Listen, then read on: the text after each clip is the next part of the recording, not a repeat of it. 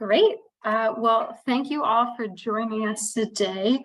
As Catherine said, this is a presentation about a new program called the Financial Literacy and Exchange Program, or the FLEX program, for our state housing voucher participants.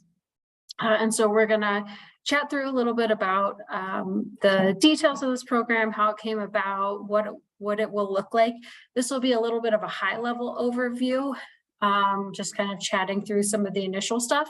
And then once organizations start to let us know that they're interested, we can get more into the weeds about some of the technical assistance pieces later.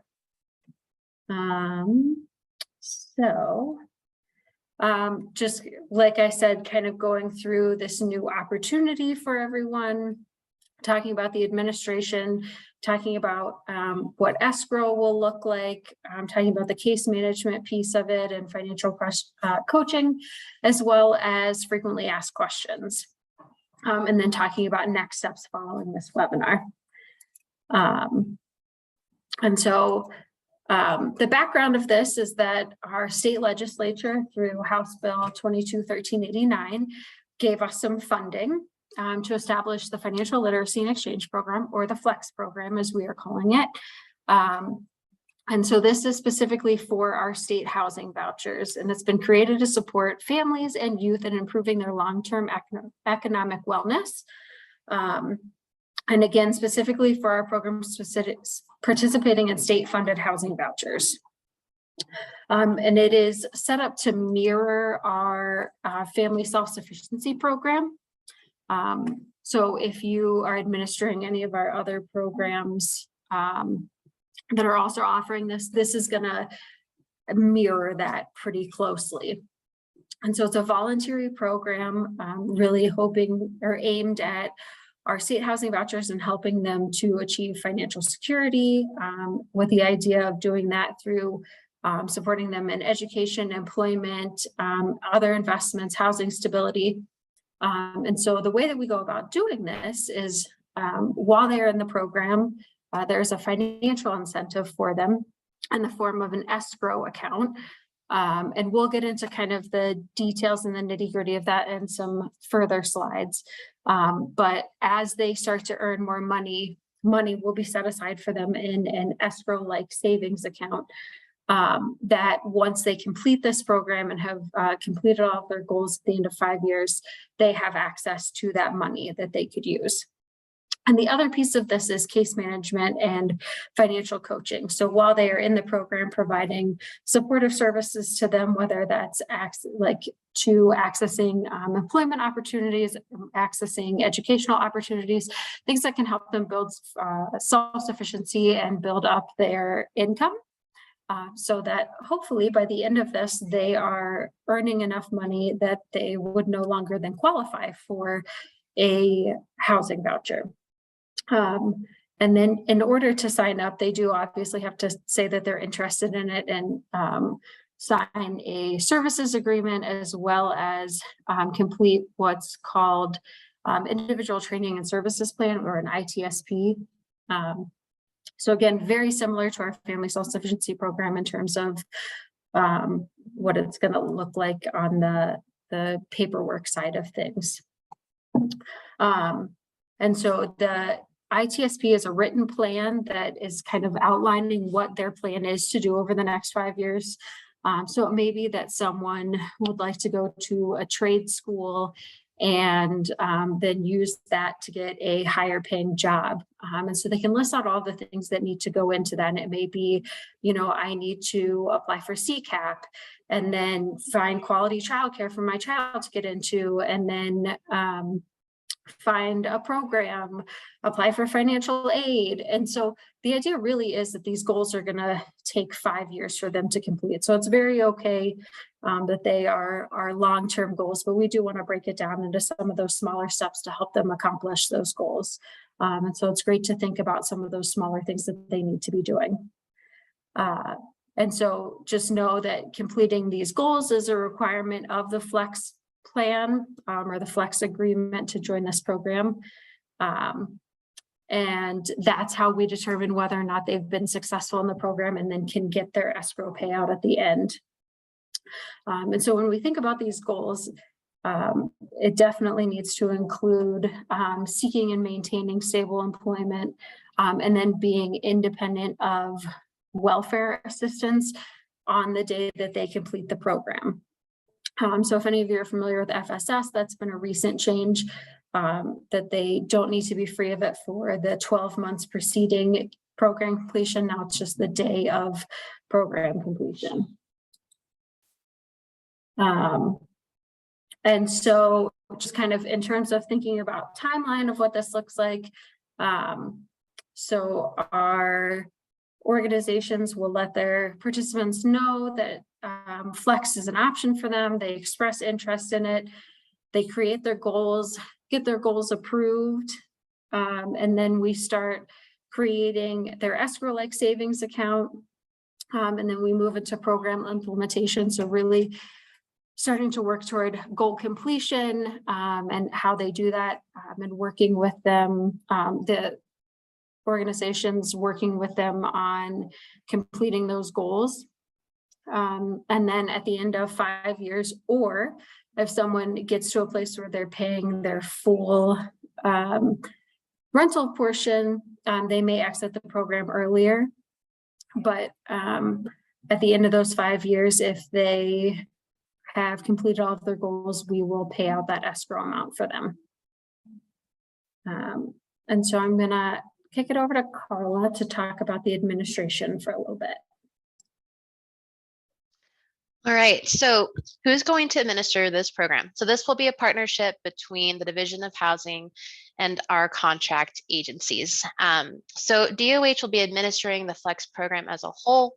We'll be administering the Flex Fund and then creating and maintaining those individual Flex escrow-like savings accounts for each household.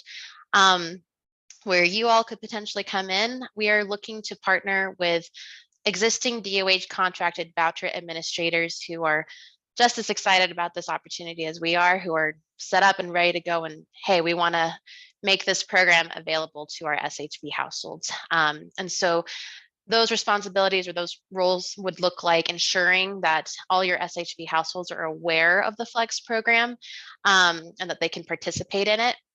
Working with those interested eligible SHV households to develop that individual training and services plan that Brittany referenced, and then executing those Flex agreements, and then connecting them to the case management and financial coaching that they request in order to accomplish those goals in their ITSPs. And that case management and financial coaching could be through your agency's own services, or it could be through community partnerships that you already have or that you develop for the purpose of administering the Flex program. Next slide, Brittany. Thank you. All right, so we are striving to have this program up and running by January 2023. And so if you are interested in administering the Flex program, you'll need to complete a Flex program eligibility verification form. We are working on that form and we hope to release in the next few weeks to months. We'll see what happens, but just stay tuned and we'll send that out via email. And that form, it's not a full-on application. It's basically just looking for, are you eligible to administer this program? Are you set up and ready to go, basically? And so in order to be eligible to administer the program, you do need to be a current DOH contracted voucher administrator, and you do need to currently administer state housing vouchers. Beyond that, the form is typically looking at, what kind of community partnerships do you have for workforce development, for trade programs, post-secondary programs, so that you can help link participants to those resources. Also looking at, what case management do you have going on? What's your plan to message the program to SHV households? So we're really just looking, are you eligible to administer this? And do you have, the resources, the partnerships to administer this program? So we'll send that out once we have it. You'll complete and submit that. Once we receive it, we'll respond within 45 days of submission, whether we've approved or denied that agency's interest in the Flex program. We'll be accepting forms on a rolling basis as long as funding and or program policies permit. So we do encourage you, as soon as we get that form out, if you are interested in administering the Flex program, please do submit that form as soon as possible. So that is it. I'll hand it off to Brittany again.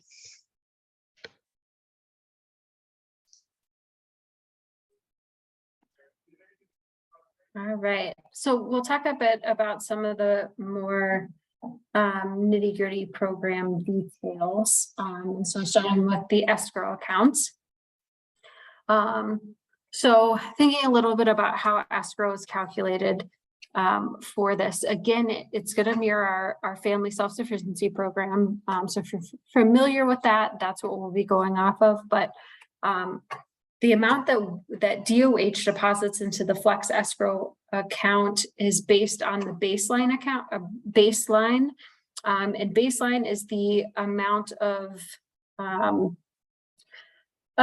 it's based on what the person is paying when they enter the program.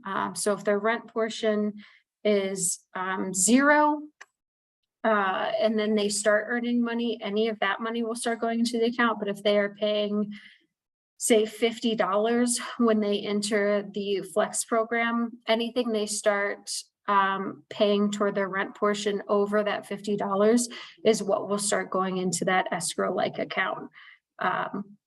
So it can be a little confusing and does really then make you want to think a bit about when you enter someone into the program. So if you know that a program participant is going to start earning money or will be getting a job soon, sometimes it really behoves you to chat with them a bit about if they're interested in entering this program, because it's much easier, or they can actually earn more money in it if they enter when they are at 0 income rather than if they've already started earning income.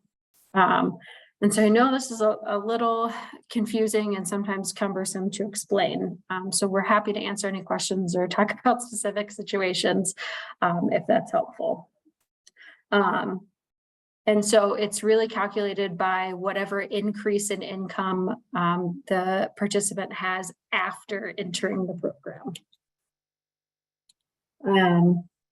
So we have a couple of tables, hoping that this may kind of help sort that out a little bit. And so if we have a participant who is in a unit that's $500 a month, which wouldn't that be great if anybody found a unit for $500 a month?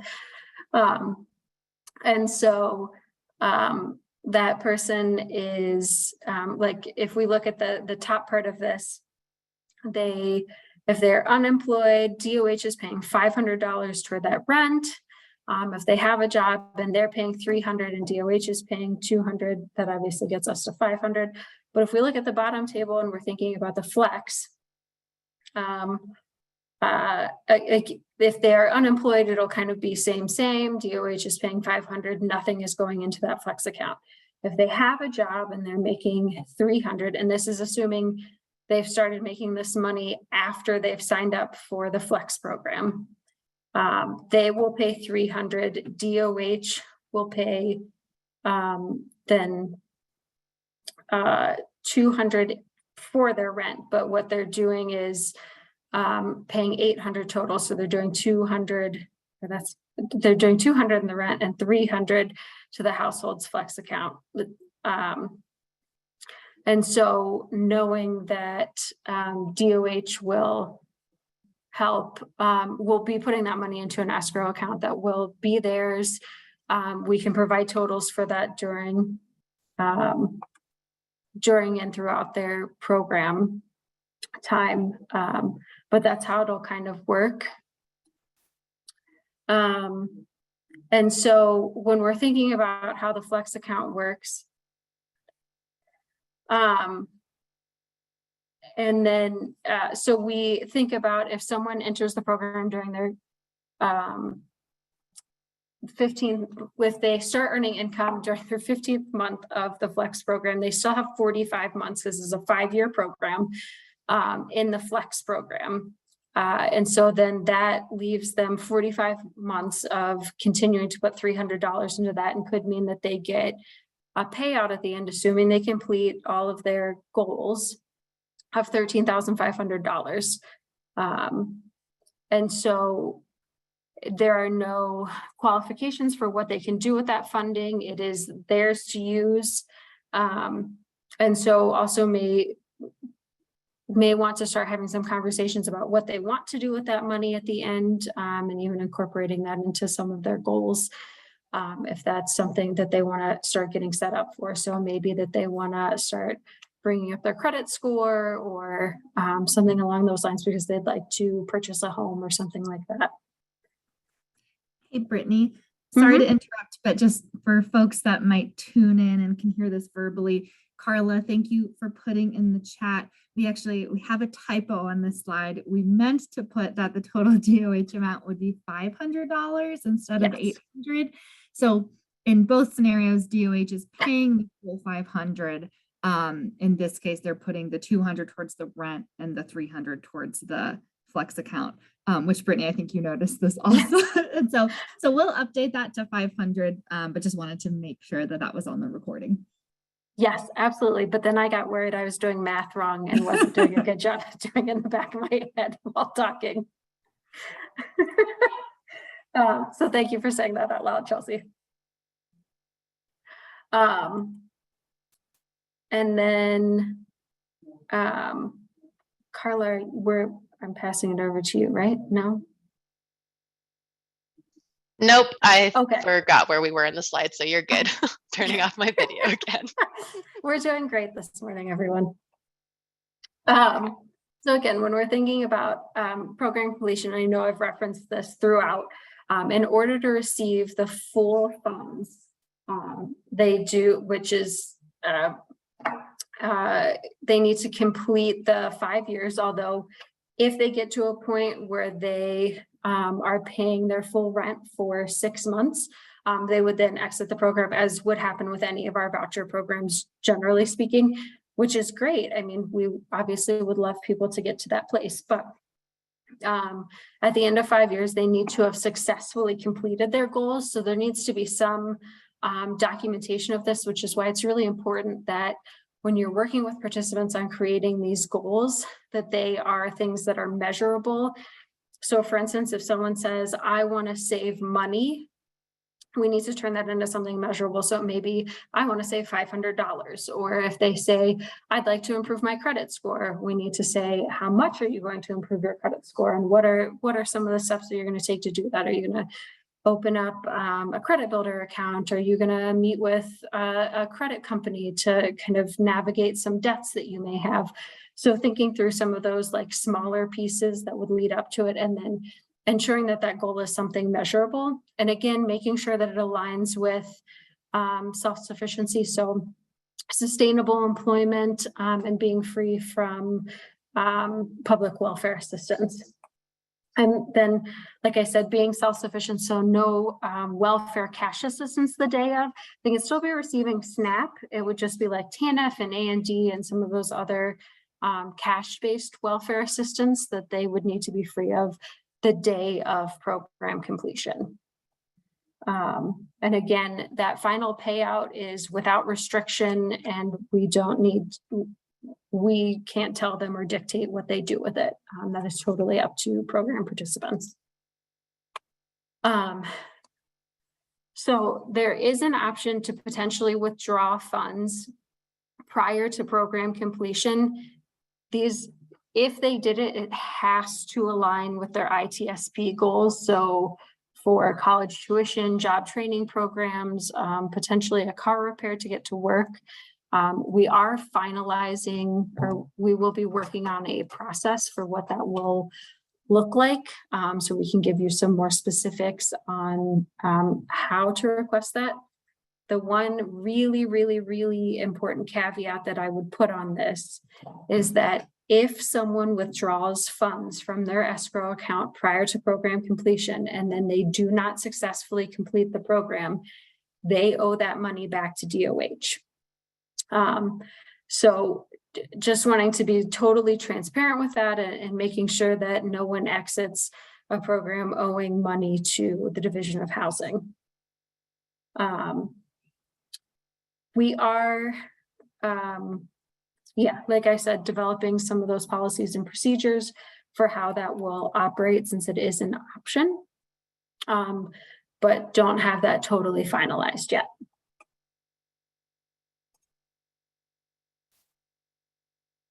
All right. All right, now I'm back. Thanks, Brittany. Okay, so I want to talk about the case management and financial coaching. So Brittany just talked about the financial incentive part of the program with that escrow flex account. The other important piece here is that case management and financial coaching. So this is a really important component of the flex program because it helps SHV households take advantage of that financial incentive.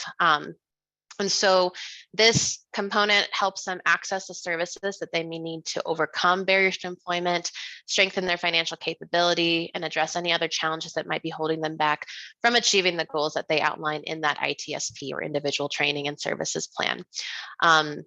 So when the Flex participant develops that ITSP at program entry, they will list the supportive services that they're wanting access to throughout the program term in order to get that escrow payout. And so it is the expectation that agencies who choose to administer Flex are providing these services to all Flex program participants. And again, that can be directly or through community partnerships. Next slide, please.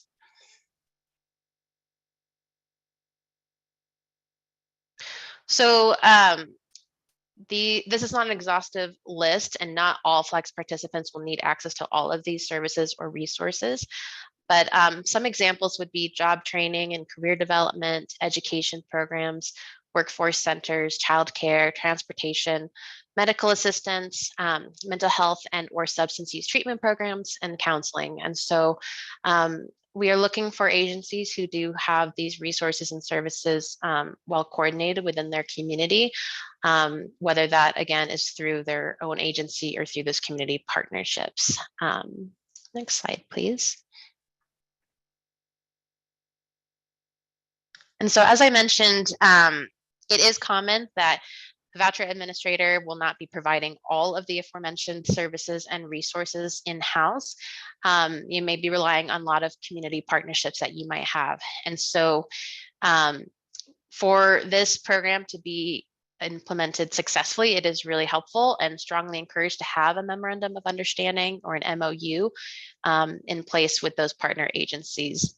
So that can really help you in clearly stating what that partnership looks like, what services are they providing, what are the expectations, help streamline those referrals so they're not getting lost, and you know what the process is, providing the main point of contact, and providing regular meeting times to connect and coordinate around this. And so we're not looking for just ambiguous community partnerships. We're looking that these are in place so that households are getting the support that they need, because this is a very important piece of the Flex program. And we want our folks to be successful in the program and achieve those goals, because it's great to be able to get an escrow payout and achieve those goals. And so, so this is a really important piece. Next slide, please. And I think this is the last, or no, yeah, I think this is the last piece on this. But basically, I do want to call out that a lot of SHV households are already working with service providers, including DOH-funded tenancy support services or TSS providers. So that could look like community mental health centers, homeless services providers, reentry providers. And so it is highly recommended that voucher administrators are aware of who these are and coordinate with those existing service providers when messaging Flex to SHV households, soliciting their interest in the program, developing that ITSP, and connecting them with case management and financial coaching. It just makes it easier for everyone. It reduces duplication of services, and just working with folks that are already in place, working with these households. And so we are happy to provide TA around this if you are not sure who someone might be working with. And so, yeah, this is a highly recommended piece of this as well. Next slide. All right, I am handing back off to Brittany. Thanks for hanging in there with us, everyone. So just kind of thinking about some of the frequently asked questions that may come up about the Flex program. Does DOH provide funds to administer Flex? No. While the Flex program establishes the accounts, those savings accounts that we're putting the money into for the households, it does not provide funding for case management, financial coaching, program administration, or other activities. So agencies opting to administer the Flex program must agree to fund all of the services and administration, which again is why Carla talked a bit about the MOUs, because there are a lot of public community service providers out there like workforce centers or things like that that would be able to provide these services in tandem and are receiving other funding to provide those services to the public anyway. So those are really great partners to look for if you would like to offer and administer this program. Do participants need to be employed to start the program? Absolutely not. However, once they are in the program, they need to be actively seeking, obtaining, or maintaining employment. And one of the ways that they can do that is being in school, right? If you're in school and you're seeking to get some kind of a certificate, a trade program, a degree of some kind, that is you seeking employment because you're seeking to improve your skills. But know that if someone is not actively seeking, obtaining, or maintaining employment, that they may be exited from the program. And then I think one of the other big questions that we might get is, will a participant lose their rental subsidy at the end of the 5 years of the program? And the answer to that is no. Obviously, the hope of this program is that participants get to the point that they are paying their full rental portion or becoming self-sufficient through some of these supports that are offered through this. But inherently, by completing the program, they do not lose their rental subsidy. So they can continue using it. And so when we're thinking about what's next, I'm sure also that there are other questions and we're happy to answer those once we get through all of this. But when thinking about what's next, keep an eye out. Like we said, we're hoping to have our eligibility form out by the end of the year so that we can start to get this program rolling in January of 2023. So we'll get that verification form, but in the meantime, if you want to start thinking about what those community partnerships are, or start reaching out to those providers in the community to see if they'd want to formalize a little bit of a partnership, that would be really great.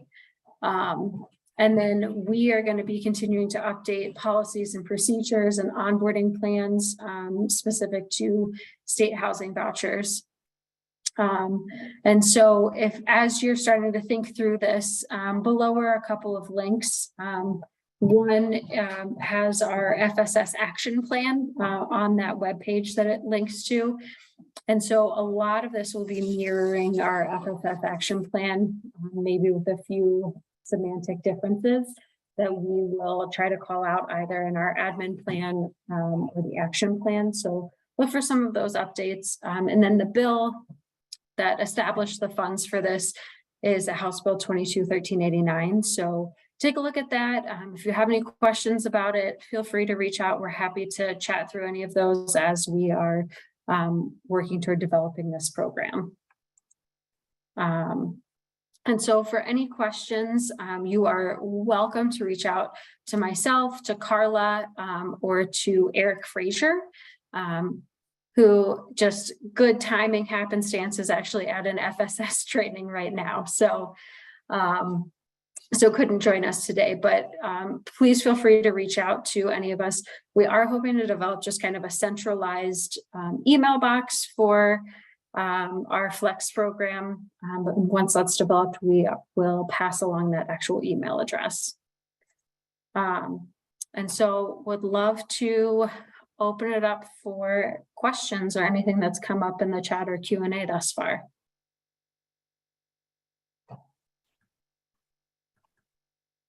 So I don't see anything in the chat yet. feel free, please do put something in the chat if you have a question or a comment. And then also just wanted to add, Brittany and Carla both mentioned that Flex will be very similar to Family Self-Sufficiency program. And so if you are familiar with FSS, this presentation probably made a lot of sense to you because it will be very similar. If you are someone who you've never even heard of FSS, Brittany had the 3 contact emails on that last slide. Please reach out to any of those folks, even if you're just like, okay, I need like the highest level basic understanding. What even is an escrow account? We can really break it down if you're someone who's like, gosh, I don't know how this will work and if we have the capacity. And we're happy to have those conversations also about, what that looks like and what the benefit is to your folks, because we are really excited for the opportunity for the state funded programs to receive this. But again, we want to make sure that you all feel equipped to administer it. But no questions. We do have a, okay. Or is it someone just said that the chat is disabled? So if you do have questions, I would say put it in the Q&A for now. Yeah, and there is a question in there that I have not typed an answer to because I'm not sure I know the answer. So I will read it out. They said, if a program participant exits early due to paying full rent, do they gain the escrow account amount at the time of exiting with the amount currently in the account at that time? If they have successfully completed all their ITSP goals, yes. If not, then no.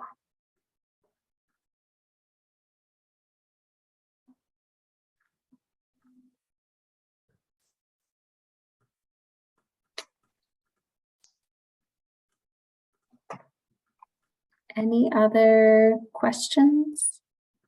We do have a couple other questions actually.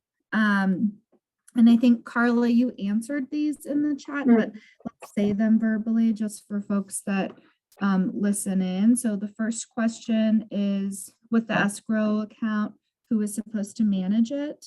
And the second question is, which specific vouchers does this cover? Yeah. And so, yeah, so I just responded in the chat for those listening in. For the first question, who is managing the escrow account? So DOH will be creating and managing those individual Flex escrow accounts. So that'll be one of the things that's on our plate. As far as the specific vouchers that the Flex program is available to, it should be available to all state-funded housing vouchers per the House bill. So that includes HSP SHV, MH SHV, ROHP SHV, and then the CAT vouchers. But more details and clarifications to come on that. So we'll let you all know.